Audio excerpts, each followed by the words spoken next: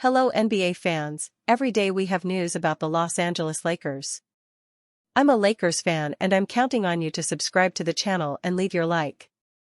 In the NBA, there are great players who are not considered stars, but can provide high-level performance for the team, such as Quentin Grimes of the 76ers, a player who the Lakers are interested in signing through a big trade. Quentin Grimes has gained prominence in the Philadelphia 76ers, especially during the absence of other important players, such as Joel Embiid and Tyrese Maxey. His skill, good shooting, and good defense will bring many benefits to the Lakers. Successful trade with the Philadelphia 76ers and the Lakers get Quentin Grimes in exchange for Rui Hachimura, Dalton Connect. The Lakers could potentially look at a sign-and-trade scenario for Quentin Grimes in light of the silence on any contract discussions between the guard and the Philadelphia 76ers organization. The Los Angeles Lakers have made a handful of signings in this year's free agency, with DeAndre Ayton's addition being the most significant one. While impressive, the need to cultivate roster strength remains a priority, and an interest in acquiring Quentin Grimes via trade with the Philadelphia 76ers may be under consideration. Grimes has been viewed as one of the more talented young players in this year's free agency class. After a series of impressive outings with the 76ers, Grimes was expected to receive a meaningful qualifying offer from Philadelphia. As things stand, there has been. A recent report by The Athletic's Kelly Iko suggested that the 76ers have made no effort to communicate on an extension with the restricted free agent guard. He added that discussions were expected to take place in the coming days. This situation could be perceived as quite favorable for the Lakers, who would do well to acquire Grimes. Lakers head coach J.J. Redick has also viewed the guard favorably, saying he was easy to coach after the two worked out together during the summer of 2023. Needless to say, certain immediate challenges would need to be addressed, primarily associated with discerning the value of Grimes' contract in a trade. But in a sign-and-trade situation where the guard signs a 3-year deal worth approximately $60 million, the Lakers could propose a trade that could benefit both teams.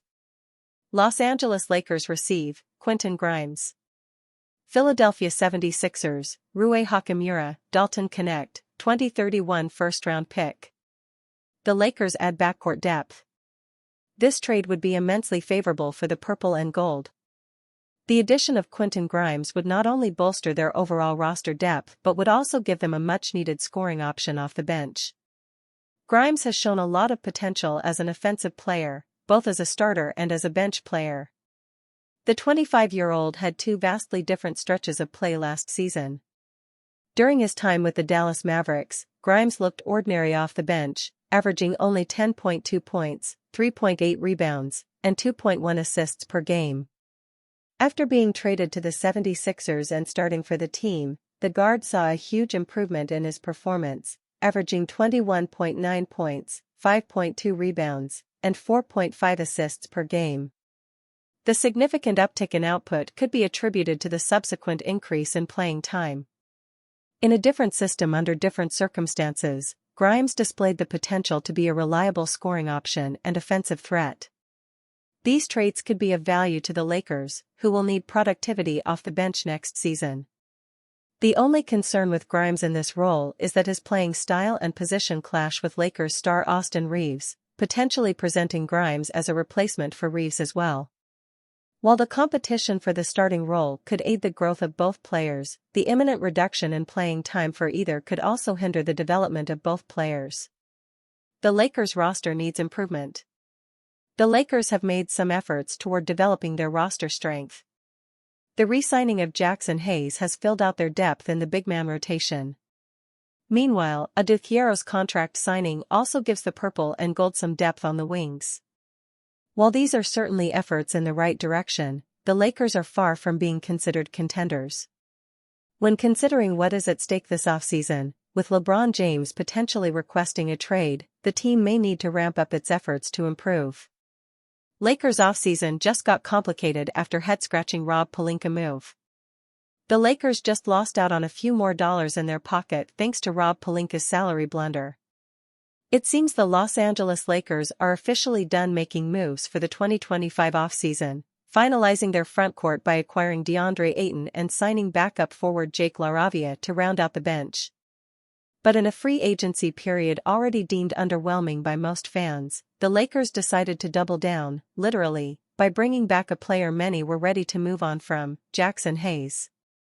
ESPN's Bobby Marks broke down the Lakers' cap sheet after the signings of Ayton and LaRavia, detailing who's guaranteed and what flexibility, or lack thereof, the front office has left. The most confusing line item? Hayes' new one-year, $3.45 million contract. Sure, it's a small number in NBA terms, slightly above the minimum.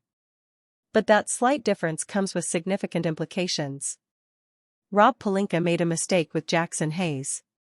By giving Hayes more than the veteran minimum, the Lakers now lose access to most of their $5.1 million biannual exception due to the first apron cap rules. Even if they waived Shake Milton, who's taking up $3 million on the books, the math doesn't change. What's left now is a veteran minimum contract and a second-round pick exception. That's it. And this raises the question, why pay Hayes above the minimum at all? Last season, Hayes was essentially in the right place at the wrong time. After the blockbuster trade that sent Anthony Davis to the Dallas Mavericks for Luka Doncic, Hayes stepped into a much bigger role. Early on, he looked solid, scoring in double figures on occasion and offering decent rim protection. But as the season progressed, head coach J.J. Redick gradually phased him out of the rotation in favor of small ball lineups. By the time the playoffs rolled around, Hayes averaged just 7.5 minutes across 4 games, barely making a dent with 1.8 points and 2.0 rebounds per outing. He never logged more than 10 minutes in a single playoff game, and the Lakers were badly outmatched on the boards by the Minnesota Timberwolves. Given how little he contributed when it mattered most, many assumed Hayes would be let go, or at the very least, brought back on a minimum deal. Instead, Rob Pelinka used up valuable cap room on a player Redick didn't trust when it counted. Yes, Hayes can still be a low-risk, high-reward player off the bench. He's athletic, has a strong vertical presence, and can finish lobs in transition. But the optics, and opportunity cost, of this deal remain puzzling. That extra money could have gone toward a more impactful positional fit or given the Lakers wiggle room for in-season maneuvering. Instead, fans are left with the same question they had last year: what exactly is the plan? And unless Hayes suddenly breaks out in year 3, they may never get an answer. Lakers trade pitch moves Dalton Knecht in 6-player deal amid latest development. It hasn't been a great showing for Dalton Knecht of the Los Angeles Lakers throughout the NBA Summer League. Knecht, a second-year player, was hoping to go out there and only play a few games after showing some bright spots during his rookie season. However, Knecht is averaging just 7.0 points per game, shooting 25% from the field and 0 to 9 from three-point range. Some believe that the Lakers could move on from him in the offseason, but this certainly isn't helping his value. Despite that, in a recent deal from Sports Illustrated, the Lakers would move on from him and more in a trade involving the Atlanta Hawks and Chicago Bulls. Hawks receive Kobe White. Lakers receive Jalen Smith and Jevon Carter. Bulls receive Kobe Bufkin, Knecht, Gabe Vincent, and an unprotected 20311 ST round pick swap via LAL. They get another center and a veteran guard to continue rounding out their team.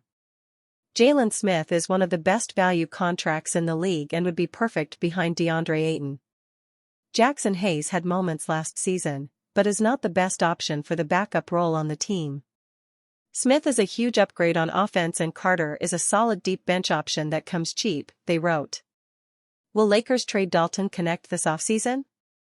There have been questions about whether the Los Angeles Lakers are willing to give up on Knecht, which Sports Illustrated questioned after this proposal. Getting Smith and Carter in return could be intriguing, but Smith isn't exactly great, and Carter isn't getting any younger.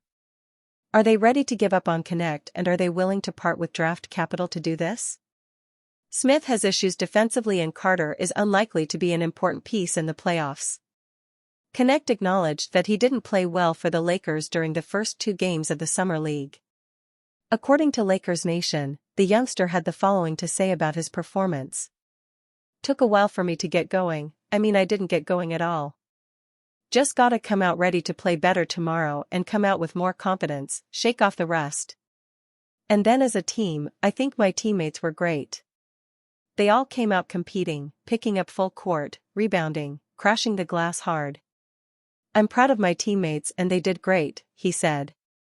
Dalton Knecht has gloomy future in LA.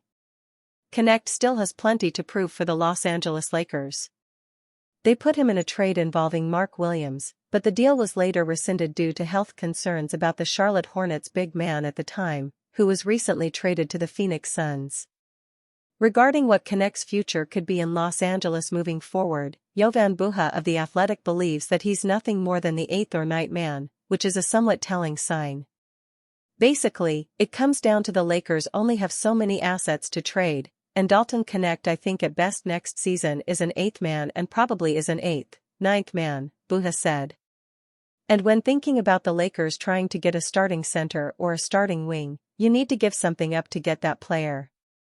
Lakers' current payroll for 2025-26 NBA season, 15 players on roster and 2 on two-way deals. The Los Angeles Lakers have now officially signed DeAndre Ayton, Jake LaRavia, and rookie Adou Thiero to multi-year deals. With those contracts now in place, here is a look at the Lakers' payroll for the 2025-26 season. LeBron James, $52.6 million. Luka Doncic, $45.9 million. Rui Hachimura, $18.2 million. Austin Reeves, $13.9 million. Jared Vanderbilt, $11.5 million. Gabe Vincent, $11.5 million. Maxi Kleber, $11 million. DeAndre Ayton, $8.1 million. Jake LaRavia, $6 million. Dalton Knecht, $4 million. Jackson Hayes, $3.4 million. Shake Milton, $3 million. Jordan Goodwin, $2.3 million. Bronny James, $1.9 million. Adou Thiero, $1.2 million. The Lakers have Eric Dixon and Trey Jemison on two-way contracts as well, but those do not count against the cap.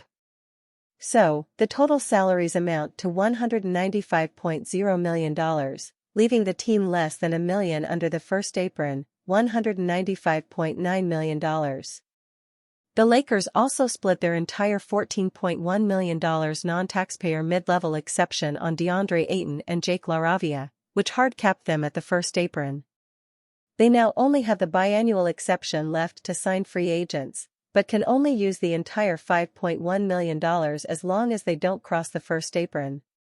Waiving Shake Milton would allow the Lakers to use up to $3.9 million, and they'll have to shed more salary via trades to use the full BAE. As for who the Lakers should look to move on from, there are a few candidates when you look at that payroll. The Lakers have $34 million tied up in Jared Vanderbilt, Gabe Vincent, and Maxi Kleber. Vanderbilt and Kleber are unlikely to play significant roles when the playoffs come around, while Vincent didn't impress in the first round against the Minnesota Timberwolves last season. Getting off of Kleber and Vincent's contracts won't be too difficult, as they are entering their final years. Vanderbilt, though, is under contract through 2026-27 and has a player option for 2027-28. The Lakers are going to find it difficult to shed his salary. Going up a bit further on that payroll, Rui Hachimura is someone to keep an eye on as well. Hachimura is entering the final year of his deal and is another who could be packaged in a trade. There was some buzz about Austin Reeves being traded as well, but that seems to have died down now. Reeves is set to hit free agency in 2026 by declining his $14.8 million player option for 2026-27, though, and it will be interesting to see what kind of deal is put up on the table. As for the two biggest earners on the team, LeBron James and Luka Doncic's salaries take up nearly $100 million of the Lakers' cap space. They're certainly worth the money, though. James opted into his $52.6 million player option for 2025-26 and is coming off his 21st straight All-NBA selection. Doncic, meanwhile, is the biggest star on the team now and is set to get an extension in August. While Doncic's long-term future with the Lakers looks secure, the same cannot be said about James. His relationship with the front office has been strained, and it will be interesting to see if he asks out at some point before the trade deadline. Rob Pelinka reportedly refuses to pay top dollar for Lakers' top trade target. The Lakers have taken a hard stance in these trade talks. The Los Angeles Lakers are in a tricky spot right now. Every decision the front office makes must not only put the team in the best position possible to compete for a championship this season but also align closely with the way the roster will be constructed once the LeBron James era comes to a close. That is likely the biggest factor keeping general manager Rob Pelinka and the front office from pulling the trigger on a deal that would bring another former number 1 overall pick to the purple and gold to join forces with LeBron and Luka Doncic ahead of the 2025-26 campaign. Now, Lakers fans are gaining more clarity as to where things stand with this potential deal and what those close to the organization are hearing. Rob Pelinka reportedly refuses to pay top dollar for Andrew Wiggins. The Lakers are interested in adding Andrew Wiggins to the fold in Los Angeles, but the asking price from the Miami Heat is far too steep for Pelinka's liking, according to Anthony Irwin of Clutch Points, and rightfully so. Giving up Rui Hachimura, Dalton Knecht, and a future first-round pick is too rich an ask for Pelinka and the front office. The Lakers are going to reopen Andrew Wiggins' conversations and hope Miami will be a little less ridiculous about demanding they get Rui Knecht, a first and expiring money. LA was never going to match that price. Lakers are hoping that price would come down a bit. The Lakers are going to reopen Andrew Wiggins' conversations and hope Miami will be a little less ridiculous about demanding they get Rui Knecht, a first and expiring money. LA was never going to match that price. Lakers are hoping that price would come down a bit, Irwin said. This is where the balancing act between winning now at all costs and not leaving the cupboard bare for Doncic once James walks away from the game for good, whenever that is. Sacrificing future first-round picks should be a non-starter unless the player the Lakers would be receiving is a level up from Wiggins. This isn't to say that Wiggins is a bad player and wouldn't impact winning in Los Angeles. He absolutely would. At a different stage of LeBron's career, this deal would have likely already been completed, and Wiggins would be prepping for the start of his tenure with the purple and gold. If Pelinka wants Wiggins bad enough, he is going to have to convince the Heat's front office to accept an offer that doesn't include that type of draft capital. Knowing how ruthless a businessman Miami president Pat Riley can be, that stance from Pelinka could ultimately be what keeps a deal from coming to fruition.